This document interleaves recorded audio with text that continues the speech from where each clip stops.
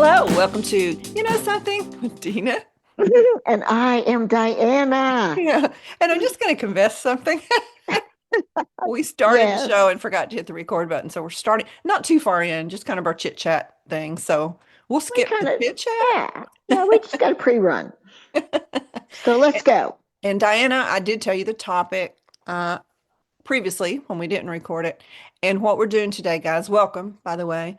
What we're doing today is we're going to be giving advice like Ann Landers and Dear Abby. And we did discuss why we feel like we're qualified to do it, but we didn't record it. So I'm going to do it again, Diana. And I'm going to say that I am of a certain age where I have been through some crap, a doodle, and I have repeated mistakes over and over.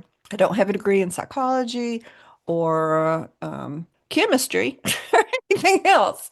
I went to beauty school, but I have seen a lot, done a lot.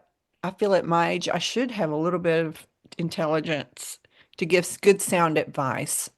And what about you? Why do you feel like you're qualified? Or are you just doing it because I'm making you?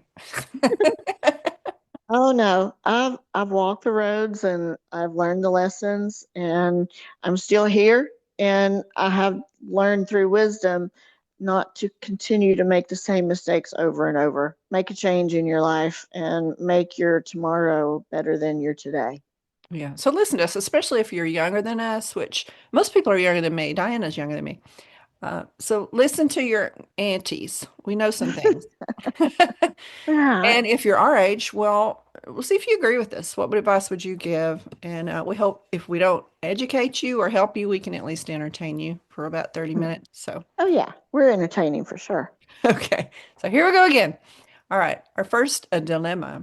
This is written by a man who's 27 years old. His girlfriend is 31, so it's a little bit of age difference. I don't know that it's significant. And the 31-year-old girlfriend has a 15-year-old daughter. She raised her on her own. So she was like 15 or 16 when she was carrying her. So Hmm. bravo to you for getting this far, young lady. Hmm. The daughter of the girlfriend came to confide in him that she had a secret, that she's got a boyfriend, that her mother would not be pleased because her mother became pregnant at 15. So now her daughter's 15. And you know she's scared to death. She's going to make the same decision she made. I won't say mistake because that little girl's not a mistake. So now the boyfriend's got this knowledge in his brain. He's not allowed to tell her because it will break the little girl's heart.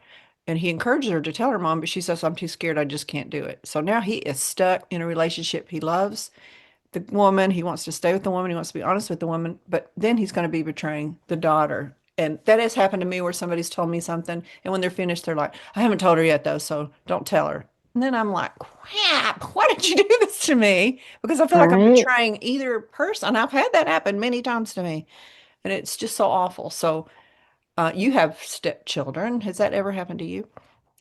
Um, I have a firm thought on that. Okay. I feel like the guy has a relationship with the mother. That is his alliance, and there has to be boundaries set, places that you don't cross. And I have had the opportunity to share with, again, my stepchildren that anything that you share with me is going to be confidential if you ask that of me. However, just know that if your life is in danger or that you are doing something that is going to wind you up in jail, I am going to tell your father if you disclose it to me. So, full disclosure here, if you tell me something that I think you're in danger, then I'm sorry. I'm gonna betray your confidence in order to keep you safe. Yes, that's very good. I feel like you say, he should be loyal to the mother. And keeping secrets with a 15-year-old girl when that could get you into some questionable situations and Absolutely. yeah, Run away from that. yeah, make people wonder about you and your relationship. You could say, okay, we've got to tell them to do something. I'm going to tell him to tell the daughter, I love your mother, and this is not good to hold secrets. I know you came to me and told me this, but and I don't want to betray you, but I've got to. We all need to sit down. We've got to sit down and talk about this because I don't want to betray your mother. I don't want to hurt your feelings, but I am loyal to your mother. And you might be surprised. She might understand what's going on. Just the longer you keep it a secret, the worse it's going to get. Even if they Yeah, get married years down the road and the daughter says, remember when I told you da da da da da? Well, the woman's going to think, what did you do? It's just not good. right. It's not good. But it's a terrible situation to put somebody in. So I would just end with transparency and honesty is always the best policy. I agree. And if it ends a relationship, then I mean, Yeah, it ends a that relationship. ends the relationship. Yeah. Okay. Or we're going to go around that mountain again and we're going to get to the same outcome. Right. Okay. I think we did pretty good on that. I mean, like you say, it's a no-win situation. That was a toughie. You're going to make somebody mad. Right. Welcome to my world. Okay. My partner dropped this bomb on me today. This person says, I'm getting these scenarios from Reddit, and Reddit is like a hot mess express. If you ever want to feel good about your own life, just get in bed, get your laptop or phone out and go read Reddit because you'll say, I'm in good shape. I'm in good shape here. That's hysterical. Okay, so this man says, so let me start by saying I understand people take care of their elderly parents, and when it has to be done, it has to be done. We're a young couple in our early 30s with a new baby, living with family currently to save money and find new jobs in a new place. It doesn't say what family yet. So today we were walking with our baby, and my partner casually mentions that we're going to have to let her dad live with us. I immediately panic inside. Her dad is a 50-year-old guy who works. He's still in decent shape, but he doesn't make much and he lives with his own parents. Oh my goodness. My partner's grandparents. Everybody's living with everybody. So I start asking questions like, what do you mean? And I find it odd that the possibility of assisted living isn't an option, or maybe just helping with some bills when he gets older. So my partner reacted negatively and overreacted, in my opinion. And she said, I figured this was just a given. You would knew we would have to do this. Nowhere did I sign up to just let our dad stay in our place, which we don't even have a place yet. And I would appreciate at least a discussion. She says he's my father. There are no other options. So we say poopy head here, am I the poopy head for acting this way that I wouldn't just assume her dad would move in with us? Oh, mercy. You are testing me today. Wow. Okay, let's get some brain cells going on that one. I was really just trying to keep up. But I think I finally Yeah, it have was a it. roundabout way. Yeah. Parents living with you as a new couple, I guess. Oh, wow. That's a big discussion because both parties deserve to have peace in their home. And the person who has the parent in need, you know what, they were there for us when we were younger. And I just do believe it's our turn to respect them and help take care of them as they age. And again, if that means ending the relationship, then I wasn't meant to be with that person anyway because my priority is to take care of my parent. Yeah. And sometimes it's not the best scenario for the parent, after you give it a try. Like my ex-in-laws, my sister-in-law and her husband, his father's wife died. So he was Oh my goodness. alone. Okay, I'm keeping up with that too. Okay, let's see. My sister-in-law's, well, he'd be my brother-in-law. My sister and brother-in-law's father, his father, was widowed and he just wasn't taking good care of himself. So they built an addition to the house and moved him in.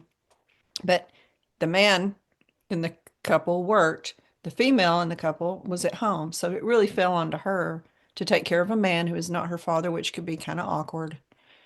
And she thought she could do it. And after a while, maybe a year or so, she's like, I can't do this. I can't be here 24 hours a day and help your father go to the bath. I'm sorry, I can't do it. And so Right. they put him in assisted living. It turned out to be a very nice place. But again, do we go back to your loyalty is to your partner? Do you forsake your parents? As the Bible says, you cleave to your partner and that's who you're loyal to. If it just doesn't work, and you may have good intentions, and then when they get there, it's like, this ain't gonna work for anybody, you know? I just believe in the end. that it is my responsibility to take care of my parents. One of God's laws is honor thy father and thy mother. And I feel like I am respecting that and doing my part and doing what is expected of me. You know, I have to say, Dan, my husband, was wonderful during my mother and my father the entire time. He was supportive and loving. Was it always easy? No. Were there times where he wanted to go choke my dad because he couldn't work the cell phone? Yes. You know, because their emergencies are that just that they're emergencies, and they don't recognize that you have a full-time job and you don't have time to sit and think about something that and make it an emergency. And so he got tons of calls, but that's the choice of the partner whether they want to stay or not. I think you have to be loyal to your parents. What if they get there and they're a big butthead to your partner? Oh, well, there, no, I'm not going to put up with any of that. Okay. No, Okay. sorry. Yeah. I'm doing my part, but I'm also not a doormat. Right. Right. I feel like you kind of take it one day at a time. You say, well, I love you, so I love the people who created you, and we'll figure out what we're going to do when we cross that bridge, and we'll take it one day at a time. That's right. And maybe you just hope it won't ever happen, but you're open to it and you let your spouse know that, yes, we'll figure something out. We'll figure something out. Yeah. Because it's going to be a limited number of years. You know, if they Right. need you, they're not going to be, It's not forever. it's not forever. Thank you for helping me say that politely. It's not going to be forever. I mean, your relationships, you're going to have adversity and uncomfortableness. It's just life, man. Okay. I married my husband 20 years ago. When I met him, I loved his style, his hair, his clothes. You know, it attracted me. It turned me on. 20 years later, his style and his hair are the same. And I find myself being embarrassed when we go out in public and in parties, meetings. I'm kind of trying to paraphrase because these people write things in crazy ways. And I have suddenly suggested, hey, let's go get haircuts together, or let me buy you some clothes for your birthday. But he insists to pick up in picking out his own clothes, and his hair looks like the 80s. I like the 80s, but how do you handle that? You just suck it up? Well, that's his style and that's his hair. So, first of all, as long as he's happy with it, there's one thing. Second thing, you found it attractive at one point. What happened to you? Because he's not changed. Well, I guess the mullet. Well, the Well, but mullets are back in. if you met him and you fell in love with him with that, then uh, I just I don't know. If you're in It love would with it be, 1 minute, you got to be in love with it 20 years later too. yeah. If you saw other people talking about him behind his back, say in a public situation, you thought it might be detrimental to his business, or his friends are kind of snickering behind his back, or even then one of their wives comes to you and says, look, everybody's making fun of Bob because he's still wearing, I don't know, white polyester leisure suit. We got to do something. You know what I'd say? I'd say, you know what? I've probably talked to Dan about that already, and he's going to decide what he wears in the end. And whatever he wears, I love him in it. I just accept him for who he is. So I don't know. I'm a firm believer in allowing the freedom of expression in that in your clothes and your hair. Maybe 20 years ago, he felt really confident in those clothes and that hair. And that gives him a little pump, if you will, 20 years later. You have to think of the other psychology of that. Yeah.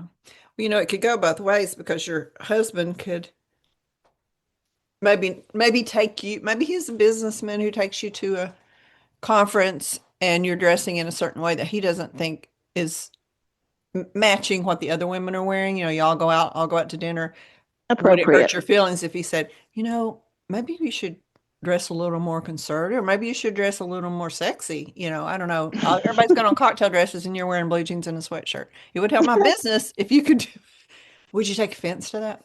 I would not take offense to that at all. I want to know exactly what he thinks is going to, represent him well. I hope that I'm already dressed to the nines and, I'm the best dressed in the room. So everybody else has to keep up with me. But if I'm not keeping up, then yes, I want somebody to have the courage to come up and tell me that. Well, then you're doing a double standard there if you think about it. How's that? Because you said he should be able to dress however he wants, but you would dress however he wants. Well, meaning like it's I wouldn't wear jeans and stuff to like a cocktail dress event. You know what I mean? I would change. Of course, I'm not a jeans girl anyway, but if I was to plan to wear jeans and he said, "Would you, you know, everybody else is going to be in a cocktail dress," I would do that just out of respect. Yeah. Does that make sense? It does. It does, but he would be asking you to do something that you don't feel like you should ask him to do. Like the way you're dressing is embarrassing me or not appropriate, but I you're just a understand what really you're good saying. wife, girl. No, I see what you're saying. I see. I really do now. Yeah. I guess there's a balance, I think there's a you loving know. way to sit down and say, I love you and I'm totally attracted to you and I think you should dress however you want. But I have heard some people saying things that maybe you're not dressing appropriately or representing. Oh, I don't know. I don't know if I can do that or not. It would hurt their feelings so much. Well, sometimes the truth hurts. Yeah. Or maybe lay out an outfit on the bed that you bought There you go. that's That's up a to date. great subliminal kind of message. Baby, I got you some new threads. Yeah. News, the key word. They were made in this decade, even. Oh, Okay. that's too funny. All right. And just be gentle with people, I guess. People, I think sometimes, and I'm going to say it, wives more than husbands are harsh and critical and treat their husbands like their kids instead of their partners and say things in a hateful way or don't wear that or you know what I mean? It's Yes. after you've been married a while, especially, it's just bossy. Well, I'm gonna get hate for that. Well, I think you speak the truth. We do have to recognize, even though we get comfortable through the years with each other, we still have to talk with respect and think about how we do say stuff because the way that we say it, uh, you know, the way someone interprets your message is all in whether they're going to accept it or not sometimes. If it's in a negative tone, that wall goes up and it's like that message is just a dagger and it just, bounces off of steel. Um, I don't want to get too deep in the woods there, but that's my thought on that. Yeah, I agree. I agree. Be respectful to your partners. Mhm. Okay, this one's kind of up your alley. I know that you, if our listeners don't know, Diana was a nurse in a children's hospital for many years, but that wouldn't include birthing birthing area, would it? Birthing, yeah. Well, I did a rotation for that, of course, during Cool. my training. So yeah, I did some birthing as well. Okay, well, let's see if you've ever seen any of these. This is on Reddit also, and a nurse says the top five icky things she's seen husbands do in a delivery room. Oh, this will be fun. So let's see if these would be deal breakers for you. If you, Diana and I both were not fortunate enough to have children, but if we were imagining ourselves in those stirrups, screaming and pushing, and our husband did one of these things, would we be like raising this child alone when it was over? Okay. Okay. This guy, she calls him Gamer, Gamer dad, because he wanted to know where he could hook his Xbox up to the TV while his wife was giving birth. Are you asking me what I would do as a nurse? Well, that's a good perspective if you want to do that. I I would say, you know what, we're fresh out of those plugs, and you need to pay attention. You need to pay attention to your wife and your child. So, yeah, we don't allow games in here. I would have Well, nothing. I have nothing for that. if I was laying there screaming and my son, oh my gosh, my husband was trying to figure out how he could play Call of Duty, it was going to be shooting and screaming. That Yeah, that'd have to be it for me. yeah, that's a deal breaker right there. And my husband played those games a lot, but it wasn't, it was when I was doing other things. And not pushing the baby out was not one of them. Okay. Okay, here's another one. These are the top five up to the worst, so that wasn't the worst. This man asked if he could take some of the painkillers that his wife was getting. I mean, that's a no, right? No, yes, that is a no. Hope everybody understood that. That Well, is a this guy no. said that he was going through the stress and needed to calm down too, so he didn't understand why he couldn't have something. Big baby. I She's really got nothing for that either.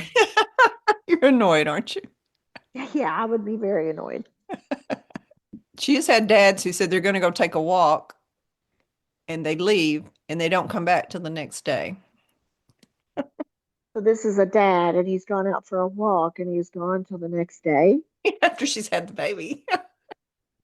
He doesn't come back. I mean, there's some, have you ever seen men where they just couldn't handle seeing it or their wife screaming or Yeah, and I get that because they don't have control. They men see issues, they like to fix them. right? You can't fix that. You cannot fix that. And also, she's in pain. If they love her, they are they're feeling hurt for her. But at the same time, the birthing process is not a pretty process. And a lot of husbands have passed out before. And oh, trust me, I have stories. And so, you just have to do what's right for the mama and the baby at that moment in time. That's my priority as a nurse, and that somebody else can take care of the dad. But, he needs to get it together and recognize this is part of the natural process. He knew what he was getting into 9 months ago. Right. So get it together, dad.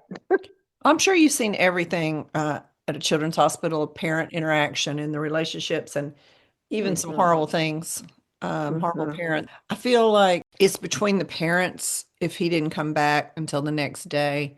I think I would be hard not to say something, but that's just something for her to decide if she can put up with that. But personally, myself, I'd be very upset if he left the hospital. All right, you're getting wheezy. You don't want to see me in pain. I got to step out here and sit down, but be there the Yeah, minute the baby's coming and be able to come back in. And that's right. Or at least come back in an hour, not 24 hours. I just wonder what they were doing. They probably went to a bar and started drinking or something. Probably. But they did Who come knows? back. I'd say some never come back, but they did come back. That's a low bar, Dina. Low bar. Okay, this is the number two worst thing that she's ever seen. This guy started having a business meeting on his phone and talking very loudly while they were trying to talk to the wife and instruct her what to do to get the baby out. I mean, that's a businessman. Would Dan do that, you think? I'd have to whack him over the head if he did. That ain't right. Be like, wait, I just have to take this one call. It's very important. No, sir. You are going to take that phone call right outside that door. Please shut it as you leave. And then when you finish, you're welcome to come back in. Do That you is ever, exactly how I would handle that. yeah, I would think you would mute your phones while you're watching your baby come out. That's It's absurd that we are even having to talk about this, Dina. This nurse is saying she's seen it. Okay. No, I know she's seen it. I've seen it too. The guy who flirts with the nurse and makes sexual innuendo, when the wife's laying there without clothes on, possibly, or her lady parts are exposed.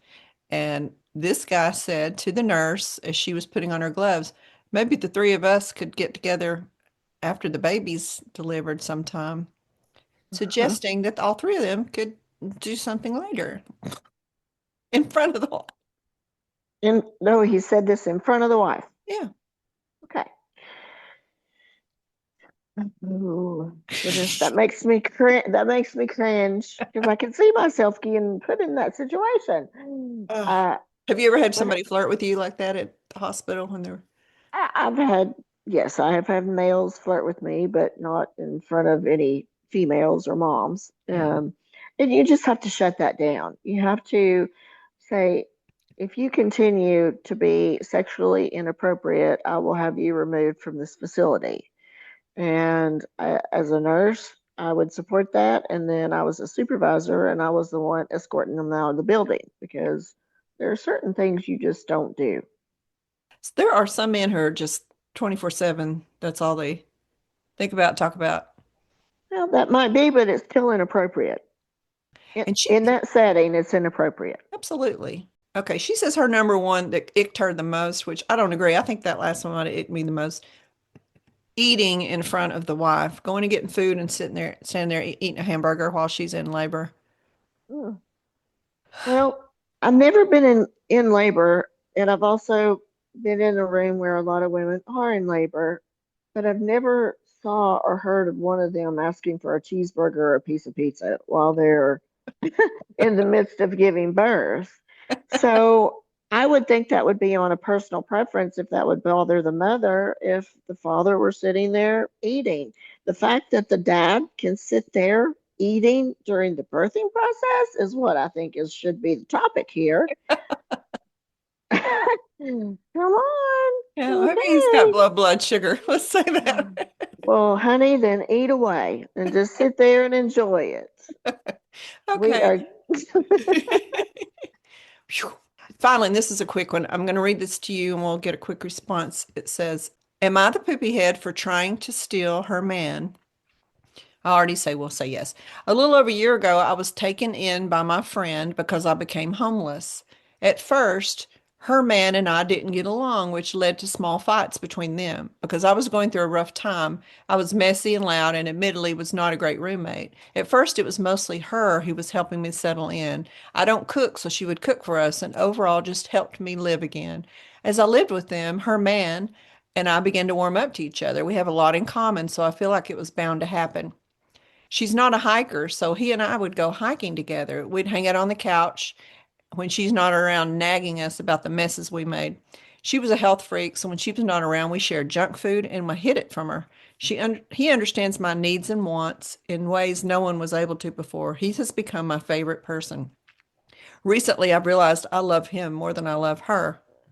I would follow him to the ends of the earth if he allowed it. I hate it when we're sitting together, when they are sitting together, and I would try to sit in between them. I want to be where he's at all times, and I get upset when they're together without me. She caught me laying on his lap and told me that I'm trying to steal him. He tried to laugh it off and push me off, but that hurt my feelings. He doesn't know it, but I am trying to steal him. I want to be with him and kiss him forever. Oh, by the way, I'm a 1.5-year-old pit bull dog. so, so oh the my goodness. I'm not sure that Pitbull really wrote that, but I was getting angry for a while. But the question is, what do you do? And we've got 2 minutes left. What would you do if you got in a relationship with someone and you already had pets and the pets did not like your partner? Oh, well, the partner had to go. My, there's no question. Pets stay. Pets rule. Pets rule. Men had a drool. Sorry. Pets drool too. Yeah, I feel like a pet is a good judge of character. Hmm. And if they were constantly upset when that person was around, that could be a red flag. That could be a sign. But no, I wouldn't get rid of a pet for a partner because it's part of the family. And again, Nope. not you're not going to have to put up with that forever because it's a pet, but maybe keep them separated. But I thought that was a cute little thing. And it got me. It got me. It tricked me.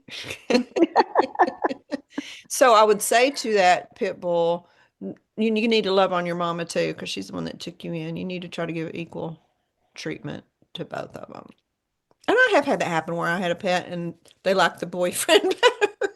Like, wait a minute. Because I think some pets react better to male voices than female voices Right. and vice I versa. understand that. Yeah, I get that.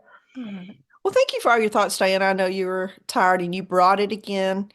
And we hope you guys enjoyed listening. We'd love to hear some of your questions if you want to send us your own dilemmas. And I'm going to let you take it away, Diana, because we are running out of time. Bye, guys. Okay, okay, I'm just going to say, I really enjoyed this episode. This did challenge my brain, and I hope you enjoyed it. We hope you have an epic week.